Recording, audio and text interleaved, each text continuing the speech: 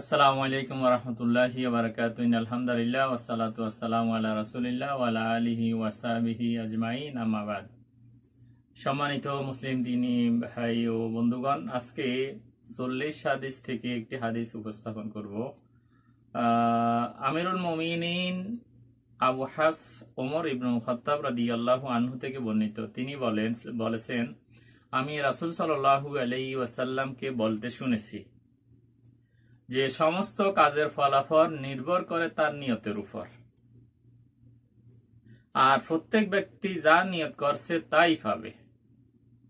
সুতরাং যে ব্যক্তি আল্লাহ ও তার রাসূলের জন্য হিজরত করেছে, তার হিজরত আল্লাহ এবং রাসূলের দিকেই হয়েছে।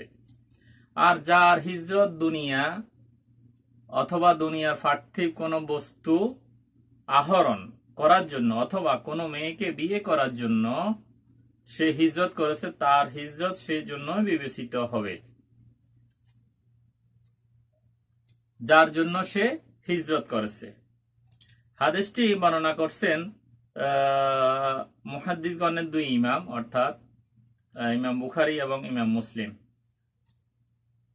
ইমাম আবু আব্দুল্লাহ মুহাম্মদ বিন ইসমাইল বিন ইব্রাহিম বিন মুগিরহ বিন বারদেজবাহ আল বুখারী এবং আবুল হাসান মুসলিম বিন হাজ্জাজ বিন মুসলিম আল কুশাইরি আল নিশাফুরি আপন সহিহ গ্রন্থে উল্লেখিত হাদিসটি বর্ণনা করেছেন, যা সব থেকে সহিহ গ্রন্থ বলে বিবেচিত হয়। তাহলে আমরা দুনিয়াতে আজকে যে কোনো কাজ করতেছি, আমাদেরকে অবশ্যই দেখতে হবে আমি এই কাজটা কেন করতেছি। হইতে পারে মসজিদ নির্মাণ, হইতে পারে মাদ্রাসা নির্মাণ, কি আমি এটা কেন করতেছি? এটা কি এই জন্য করতেছি যে এই নির্মাণ, এই মসজিদ, এই নির্মাণ অথবা দান সাদাকা এই জন্য কি আল্লাহ তাআলাকে খুশি করার জন্য করতেছি?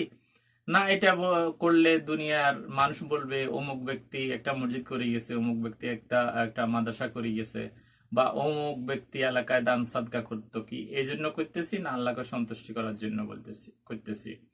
যদি এই আমার কাজটা, এই নিয়তটা, এই ব্যয়টা যদি আল্লাহ এবং আল্লাহ রাসূলের জন্য হয়, একমাত্র আল্লাহ তাআলাকে খুশি করার জন্য এবং রাসূলের তরিকায় হয়, তাহলে এইটা হবে পরকালের জন্য নাজাতের ওসিলা। আর যদি এটা দুনিয়ার মানুষকে শোনানোর জন্য হয়, তাহলে এটা দুনিয়ার মানুষে বাহাবা দিবে, প্রশংসা করবে, কিন্তু আখিরাতে কোনো কিছু তার জন্য থাকবে না। কারণ অন্য একটা হাদিসে আছে